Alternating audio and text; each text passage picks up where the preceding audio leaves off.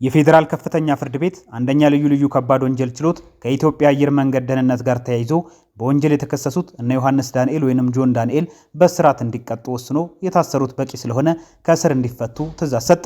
የፍትህ ሚኒስቴር የተደራጁና ድንበር ተሻጋሪ ጉዳዮች አቃቢ ሕግ በዮሐንስ ዳንኤል ወይንም ጆን ዳንኤል፣ አማኑኤል መውጫ፣ ናትናኤል ወንዶሰን፣ ኤልያስ ድሪባና ይዲዲያ ነጻነት ላይ በነሐሴ 16 ቀን 2016 ዓ.ም ከምሽቱ በግምት 3 ሰዓት ተኩል ላይ ከአዲስ አበባ ከተማ ወደ መቀለ ከተማ ለመጓዝ አውሮፕላኑ ለበረራ ዝግጁ ቢሆንም የአየር ሁኔታ ለበረራ አዳጋች በመሆኑ በረራው ቢደረግ የሚያደርሰውን ከባድ አደጋ ለመከላከል ጉዞ ተሰርዞ መንገደኞች ከአውሮፕላኑ እንዲወርዱ ሲነገራቸው በረራው በግድ መደረግ አለበት አንወርድም በማለት ቀሪ ተሳፋሪዎችም እንዳይወርዱ በመከልከል አሳድመዋል በሚል በዝርዝር ጠቅሶ ክስ አቅርቦባቸው ነበር።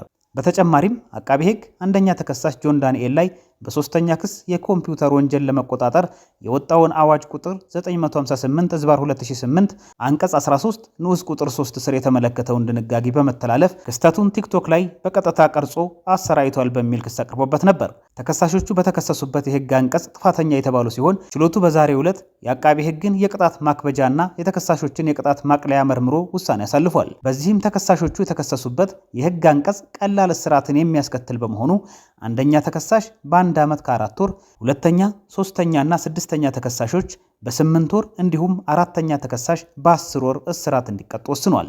በመሆኑም ተከሳሾቹ በእስር ላይ የቆዩበት ጊዜ ተሰልቶ ተከሳሾቹ እንዲፈቱ የፌዴራል ከፍተኛ ፍርድ ቤት አንደኛ ልዩ ከባድ ወንጀል ችሎት ውሳኔ ያሳልፏል። እንኳን ደስ አላችሁ፣ እንኳን ለቤታችሁ አበቃችሁ። በተለይ እንግዲህ ይዲዲያ ልጇን ጥላ ከሰሞኑ ነበር በድጋሚ የገባቸውና ብዙዎች ደግሞ ያንን ተመልክተው ሀዘናቸውንና መከፋታቸውን ሲገልጹ ነበረ። እንኳን ለዚህ ያበቃሽ ለቤትሽ እንላለን። እሷም እንግዲህ በተስፋ ፈጣሪዋን በመተማመን በቅርቡ እመለሳለሁ ከፈጣሪ ጋር ስትል ነበረ መልእክቷን ያስተላለፈችውና እውነት ሆኖ እንግዲህ በቅርቡ ይሄው ብዙም ሳትቆይ ጥቂት ቀናቶችን ብቻ በድጋሚ በእስር ቤት አሳልፋ ልትፈታ ችላለች ማለት ነው። እንግዲህ በጣም ብዙ በተለይ ጆን ዳንኤልን እንግዲህ ብዙዎች ናፍቀውት እንደነበረ ይታወሳል። በዚህ በቲክታክ ላይ እንግዲህ በጣም የሚታወቅ ወጣት ነው።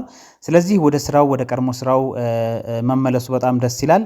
እንኳን በድጋሚ ለቤት አበቃ ለማለት እንወዳለን። መልካም ቆይታ